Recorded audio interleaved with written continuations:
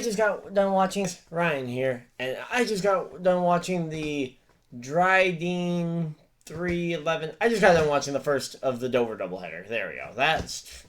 I don't know how to pronounce that sponsor's name. I apologize. I've seen them on Coil the Joy's car a couple times, and now they're sponsoring the Dover doubleheader. Same exact name tomorrow, so I'm just gonna go with race 2 of the doubleheader tomorrow. But I just got done watching the first race of the doubleheader, and I'll be honest. For the first for the first stage of this race, it was pretty okay. It was pretty good. Of course, Kurt Busch killing my fantasy lineup didn't make for it to be so much fun for me. And then you had Jones and Bowman trying to deal with damage. And then you had Chase Elliott getting a little bit of damage after that contact with Clint Boyer early on in the race. And then you had with those cautions and whatnot, you had it cycling around to Austin Dillon, Matt Kenseth being up at the front 1-2. Austin Dillon taking off from the lead of the field, really showing the advantage of the race leader. And then you had a really interesting situation where you had and this is something we saw last year in the Spring Michigan race, where there was really a pretty clear one or two best cars in the race. I mean, it was pretty much Denny Hamlin, Truex, and Kyle Busch were pretty clearly the three best cars all day today. And pretty clearly on that final run, Kyle was third of those three. So you really had two best cars in the race, and they end up dueling it out for the win with like 6 laps to go, which really, I think, is going to end up giving this a better Jeff Gluck pole than usual. I would say overall, I wouldn't say a bad race. It was definitely uneventful for a casual fan that's kind of tuning in because it's the big motorsports weekend, and oh yeah, Indy 500 isn't happening today. So I think if you're that kind of fan, this race would mean absolutely nothing to you. But, of course, I am not that fan. I am definitely probably one of the more hardcore motorsports fans around. At least if I was to guess, I'm probably one of the more hardcore ones, at least I know. I mean, I'm spend probably over half my time in this room making videos about racing, or over there on the sim rig making videos about racing, or on racing video games. So and following the points along, like watching the battle between William Byron, who did not have a good day at all either, and then just kind of continued to throw the Hail Mary passes with the pit strategy, just kept throwing the gambles and just couldn't get anything to work out. Watching Jimmy Johnson really be able to claw back into the points battle after really what looked like it was pretty much a done deal. He would not advance. I'll be honest, that was a ton of fun for me to watch personally. Now, of course, if you're a big Byron fan, which I like Byron, but it was great to see Jimmy finally being able to kind of get back to competing. I mean, he ran top 10 all day today. And of course, also being a Toyota fan, seeing guys like Truex up there running well, Kyle Busch running well. Bummer that we saw Eric Jones get lapped.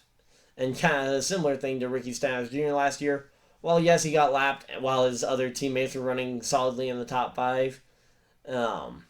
You got to look at the fact that he was running like 12th when he got lapped. I mean, same thing with Ricky Stenhouse Jr. at Richmond last year, right before he got fired. Was running top 10. I think it was roughly there. But yeah. But we're not talking about Richmond. We're talking about this one. So, bummer that Jones didn't have as good a day as I think he probably could have gotten. Just wasn't really his day. And unfortunately, he really needs to have some good days here to get because he's really looking to try and get hired for next season, because right now he does not have a deal put together. But he also clawed back a fair amount of points and kind of put himself in striking distance at either Dover tomorrow or Daytona.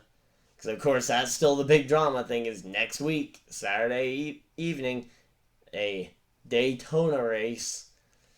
to decide the cut line. That'll be a ton of fun to watch. I don't know exactly if I'm going to do anything different for that race review. In between, like, after we kind of see this bubble battle really tighten up, I'm going to be doing a point breakdown video. But yeah, that was a lot of the big thing, was just getting to see kind of some of those names that have really struggled this year, like Kyle Busch and Jimmy Johnson, being able to have solid days. Now, of course, solid days aren't what they're looking for, especially if you're Kyle Busch. You're already in the playoffs. You're just looking for checkered flags. Whether they be green or whether they're black, you want checkered flags if you're Kyle Busch. Because he does not have the playoff points that, say, MTJ, Denny Hamlin, Kevin Harvick are going to have going into the round of 12. And I think that's going to be the big thing that keeps him out of that round of 8 this year, is going to be that the fact that he has to deal with not having any playoff points, pretty much. I think he's got one from that stage win earlier this year, and he might get one if he manages to be the 10th best driver in points at the end of the regular season. So 2 playoff points for an entire season, or for 26 races. I mean, he's going to definitely need a little extra something to help him out there. But today definitely showed that he has the speed if he can just get the execution at the end of the race, because they made that one bad adjustment. Kind of like what happened with, I think it was Denny Hamlin last year at Homestead, where they made that one bad adjustment. They put one too many pieces of tape on there, and it starts spewing steam. Then you had today Kyle Busch making his big issue, where on the final pit stop, they tightened up the car too much, and the car just got too tight. Now, that could be something they can rectify for tomorrow, but of course they're starting 17th tomorrow, so because they finished pretty well. So definitely not a great day for Kyle Busch, at least if you're looking at it from what his real goal should be right now. But in the end, I would say, I know a lot of people are going to complain about this race because, it was uneventful, or, there wasn't much passing. There was still, I think, 11 or 12 lead changes here, and we got a pretty exciting finish watching Denny Hamlin absolutely charge down at MTJ for that final spot.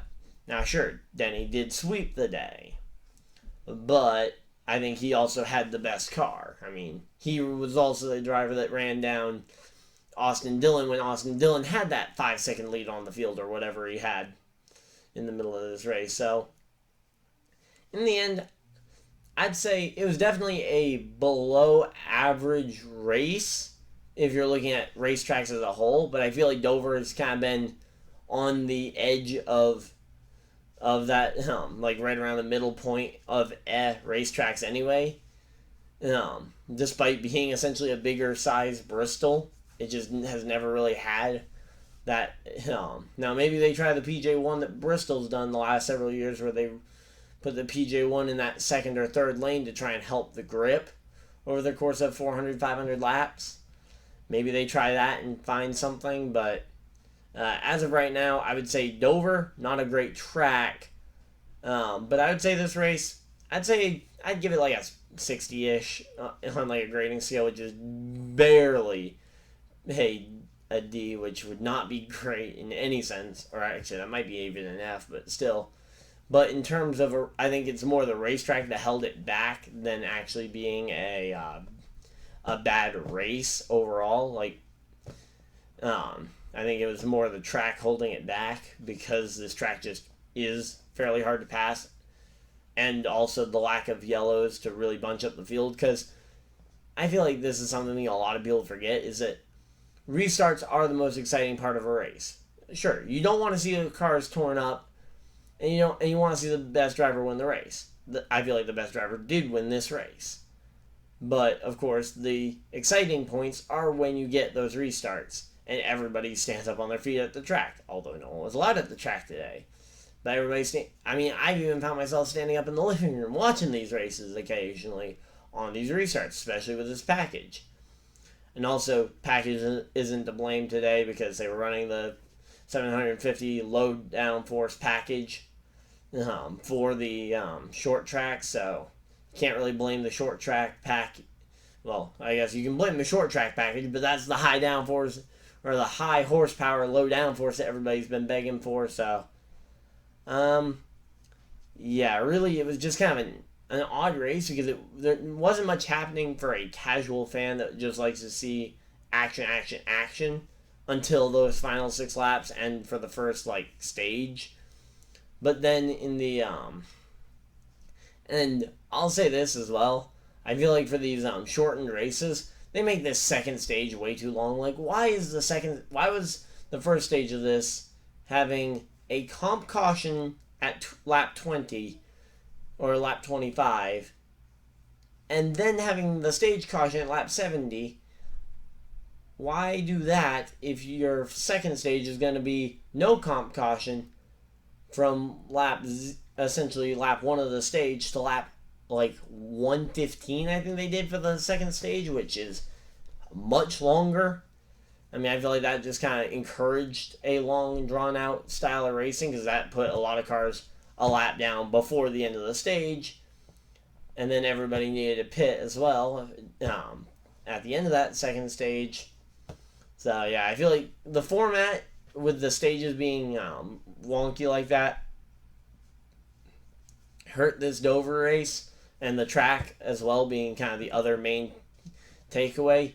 So if you guys didn't like this race, I would say more point your criticisms towards the track and the stage format rather, even though I like the stages, but I definitely think, at least in this case, they definitely need to tweak the length. Like, why they didn't just put it at 70, 140, and then the rest of the race, I'm not sure. But that's pretty much everything. I'm not going to keep rambling on too much longer. Post-race coverage was pretty good.